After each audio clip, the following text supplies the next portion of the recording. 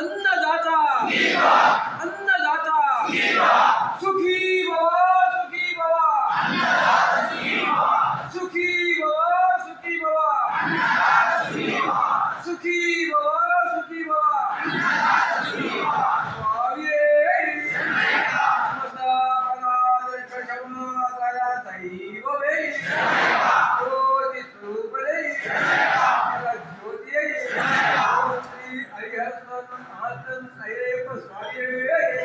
Writer బస్సి ధర్మశాస్త్ర ఆలయంలోని అన్నదాన కార్యక్రమము మనకు ఎన్నో సంవత్సరాల నుండి ఈ గుడి ప్రాంగణమైన కాడి నుండి ఎప్పుడూ నిత్య అన్నదానంగా జరుగుతూనే ఉన్నది.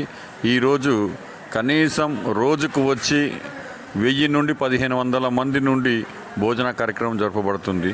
అసలు ఆ ధర్మశాస్త్ర ఆలయము ఎంత అదృష్టం అనేది అది అన్నదాన ప్రభుకే తెలియాలి. ఎందుకంటే ఆ యొక్క అన్నదానము ఇంతమంది కంటే రోజు నిత్య అన్నదానం అంటే ఎంత ఇది అన్నట్టు ప్రజలను రప్పించుకోవడము, అలాగే అన్నదానానికి ఎక్కడి నుండి వస్తుందో కూడా తెలియదు. అలా కృష్ణమూర్తి గురుస్వామి కూడా మెయింటైన్ చేయడం అది మన పూర్వజన్మల పుణ్యము.